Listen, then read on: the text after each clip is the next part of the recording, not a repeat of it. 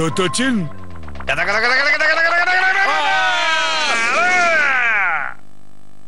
ఆయన ఏం చేస్తున్నారు? ఏమీ అర్థం కావడం లేదే. దొతొచిన్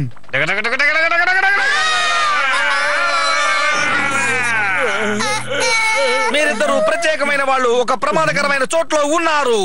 ఏంటి ప్రమాదకరమైన చోట? మీరెందుకని ఈ చోట్లో ఇంత వేగంగా పరిగెత్తుతూ ఉన్నారు? దొతొచిన్ అది నేనెలా చెప్పాలి? మీరెందుకని ఇలా పరిగెత్తుతూ ఉన్నారు? ఎవరినైనా పట్టుకోవాలని ఇలా పరిగెత్తుతూ ఉన్నారా? అలాంటిదేమి లేదు. ఎవరిని నేను పట్టుకోవడానికి ప్రయత్నించలేదు. నన్ను ఎవరు పట్టుకోలేరు. అలాగా? నేను మనుషుల్ని బలవంతులు చేయడానికి ప్రయత్నిస్తున్నాను.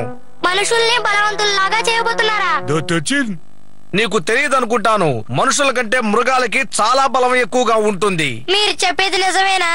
అక్షరాల నిజం. మనకి బలం లేదంటున్నారు, కానీ మనం ఎలా అడవి మృగాల్ని పట్టుకుంటున్నాం? దొతొచిన్ అది వేరే విషయం. తెలివితేటలతోనూ ఆయుధంతోనూ మాత్రమే మ్యామూతుని పట్టుకోగలం. మనకన్నా అడవి మృగాలకి బలం ఎక్కువగా ఉంటుంది. మనం ఈదగలం గాని చేపంత వేగంగా ఈదలేము. పక్షులు ఎగరగలవు, కానీ మనుషులు ఎగరలేరు.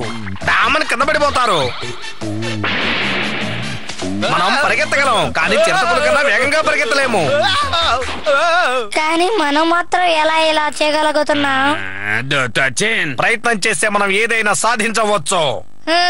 మీరు చెప్పేది నాకు అర్థం కాలేదు. మీరు వేగంగా పరిగెత్తితే మీరు బలవంతులైపోతారని మీరు అనుకుంటున్నారా? అది చెప్తాను ఉండు. ముందు పరిగెత్తాలి. నేను చిరుతపులి కన్నా వేగంగా పరిగెత్తడానికి ప్రయత్నిస్తాను. ఆ తర్వాత అడవి మ్యామూత్ కన్నా బలం గల ఒక అమ్మాయిని పెళ్లి చేసుకుంటాను. ఆ తర్వాత మా ఇద్దరికి అడవి మ్యామూత్ అంత బలము, చిరుతపులి అంత వేగం కలిగినటువంటి ఒక పిల్లవాడు పుడతాడు. వాడు పెరిగి పెద్ద అయిన తర్వాత చేప కన్నా వేగంగా ఎదగలిగినటువంటి ఒక అమ్మాయిని పెళ్లి చేసుకుంటాడు. వాళ్ళిద్దరికి ఈ 3 లక్షణాలు ఉన్న ఒక కొడుకు పుడతాడు. అలా పెరుగుతూ పోతూ మనుషులకి బలం పెరుగుతూ వస్తుంది. అందరూ బలశాలులుగా తయారవుతారు. ఆ తర్వాత మృగాల కన్నా మనుషులకి బలం ఎక్కువగా ఉంటుంది.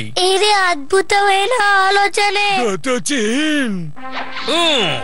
ఆ తర్వాత మనుషులకి ఎదురే ఉండదు. వాళ్లే ఎంతో బలశాలురు. అందరూ కూడా మనుషులకి తల వంచాల్సిందే. ఆ తర్వాత ఈ ప్రపంచమే మనుషుల యొక్క సొత్తు అయిపోతుంది. ఇప్పుడు అర్థమైందా? మనుషులకి అద్భుతమైన భవిష్యత్తు ఉంది. కానీ నాకు ఏమి అర్థం కాలేనట్టుంది.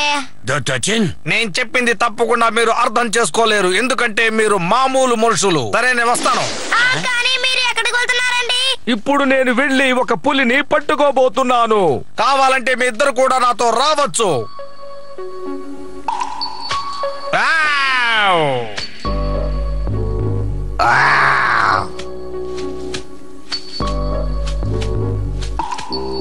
ప్రతిరోజు ఈ పులితో యుద్ధం చేస్తూ నా శరీరాన్ని ఎంతో దృఢంగా చేసుకున్నాను. అది ప్రమాదకరం. మనుషులు బలవంతులు అవ్వడానికి ఇది తప్ప వేరే మార్గం లేదు. ఇది చూడు. ఎప్పుడు నా గురి తప్పదు. ఈ రోజు ఎందుకు తప్పింది? ఇదిగో.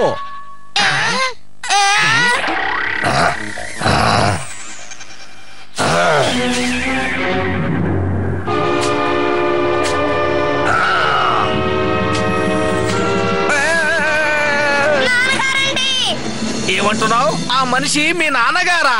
నిజంగానా? ఆ మనిషి ఎంతో వేగంగా పరిగెడుతున్నాడు. ముందు దాన్ని నేర్చుకోవాలి. ఎంతో అద్భుతంగా ఉంది.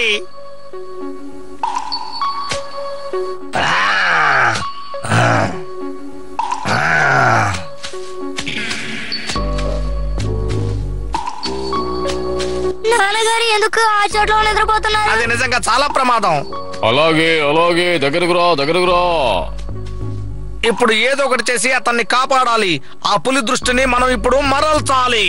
అలా చేయకపోతే మీ నాన్నగారిని కాపాడలేము. ఇదిగో వస్తున్నాను. ఏ పులి, నేను ఇక్కడున్నాను. ఇదిగో పట్టుకో. ఈసారి కూడా ఆయన గురి తప్పపోతుంది అనుకుంటా.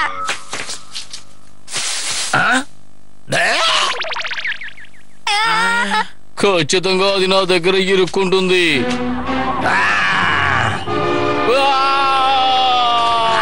ఖచ్చితంగా నాన్నగారు తప్పించుకుంటారు. ఎంతో బ్రహ్మాండంగా ఉంది. తప్పకుండా నేను అనుకున్నది జరుగుతుంది. అందరూ వినండి, నా సంకల్పంతో మనుషుల్ని బలవంతుల్ని చేస్తాను. తప్పకుండా చేస్తాను, నెరవేరుస్తాను. ఆ తర్వాత మృగాలన్నీ మనుషుల కనుసన్నల్లో ఉంటాయి. మనుషులకి ఎదురే లేదు.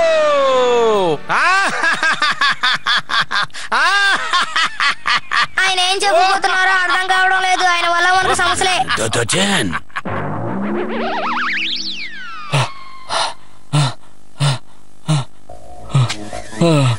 ఇంకా నయం, నేను తప్పించుకున్నాను. ఎవరో తెలియదు, అతని వల్ల బోల్డంత ఇబ్బంది. ఎందుకలా చేస్తున్నాడో. ఇక్కడే ఉన్నావా? నేను నీకోసమే వెతుక్కుంటూ వస్తున్నాను. నన్ను ఎందుకోసం వెతుకుతున్నావు? నీకు శక్తి ఉంటే నాతో పోటీ పడి చూద్దాం. నేను నీతో అనవసరంగా ఎందుకని పోటీ పడాలో చెప్పు. అంతా మన భవిష్యత్తు కోసమే. ఏంటి భవిష్యత్తు? ఇదిగో నేను గీత గీశాను. సరే, ఇక ప్రారంభిద్దామా?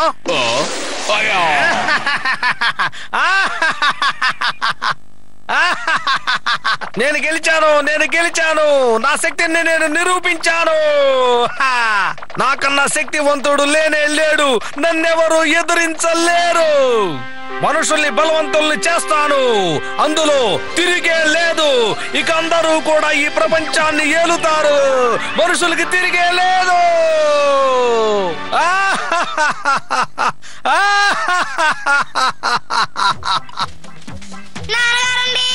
తలనొప్పిగా ఉంది. మీకేం కాలేదు కదండి? అవును, అతను ఏం మాట్లాడుతున్నాడు? తెలీదు.